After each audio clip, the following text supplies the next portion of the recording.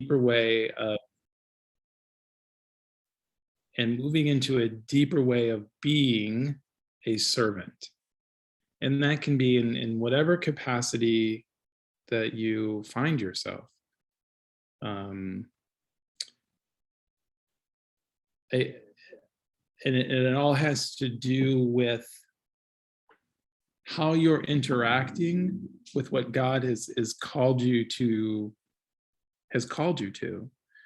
I'm sitting here looking out at a grove of trees, and I'm thinking about forestry and how that is a type of service, and wondering how a forester would move from serving a forest to being a servant of a forest. And I think it is how you relate to that part of creation, how deeply you feel that calling, how you interact with the trees and the earth and the animals. If you see, and again, I'm just kind of making stuff up off my head, if I'm seeing the trees as simply a tree, versus seeing the tree as something that has been uniquely created by God in this moment, in this spot, for me, that's a difference between simply service and servanthood. And I think that can be applied to anything that we're doing. Does that help to clarify it a little bit? It does, and it took me to this thought that in that relationship, it seems like there's no more duality, but it becomes a unitive relationship where the divine is not separate from the human, and it's just a dancing together. Yes. Yes. Okay, thank you. Thank you so much.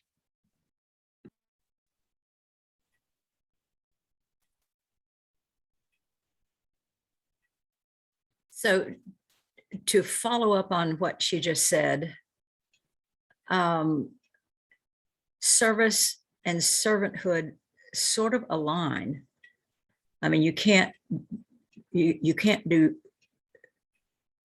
be a servant unless you serve, right?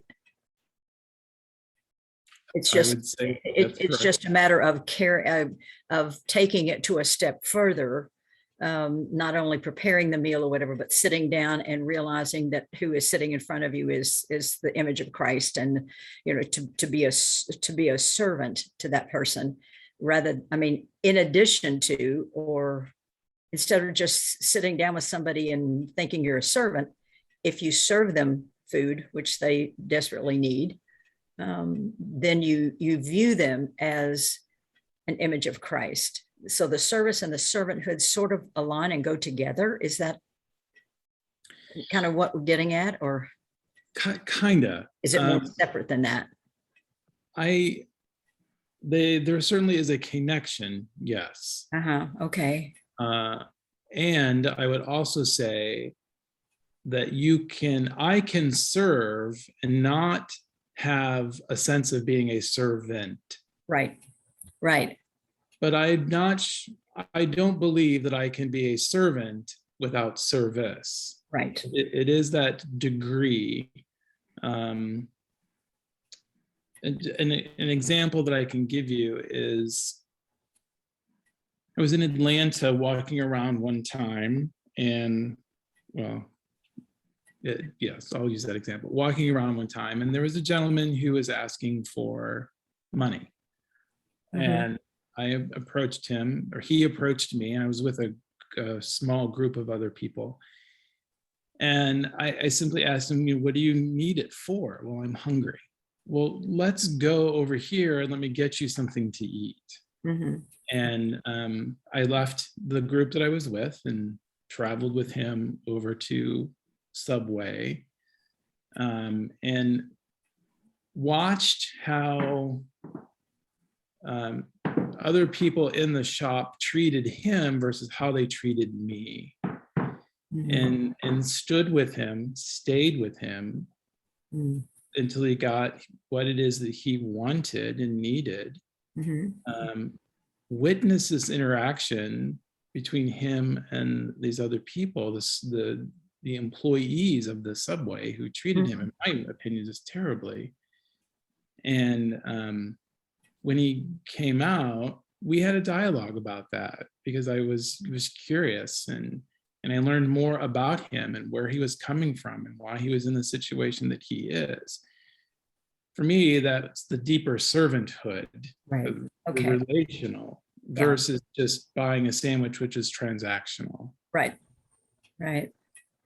Okay. Well, I'm a daughter of the king and a junior daughter directress. I have a chapter of junior daughters at my church in Lexington. And one of the girls' favorite things to do is we have a program called Room in the Inn, which is a program for homeless men who are in a program trying to do better in life and receiving help to do that.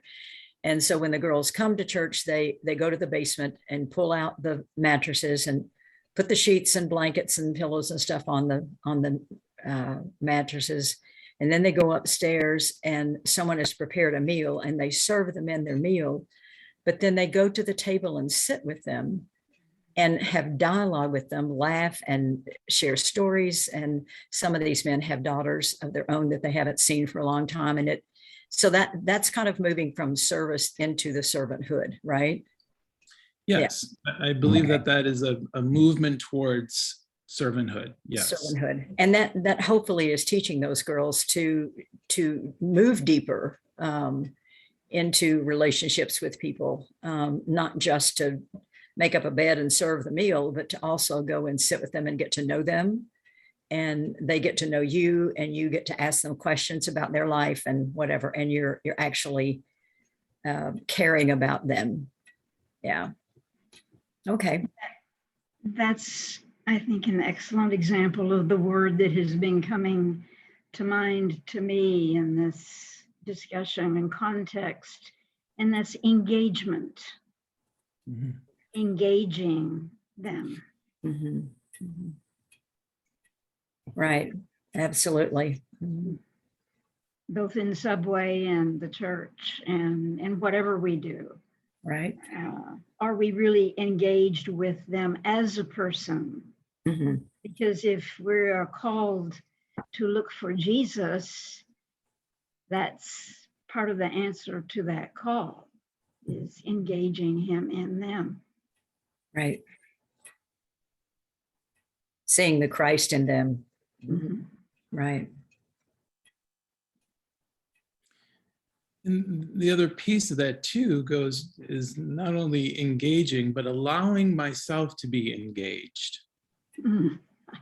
Yeah. which is, taking it that step deeper, which goes Mhm. back to the resistance and obedience. Mhm. Mhm. Because if I'm just engaging, I wonder how that's different than simply just doing service, versus if I'm open and vulnerable and Mhm. allowing myself to be engaged equally, then it's transformative. Mhm. Mhm.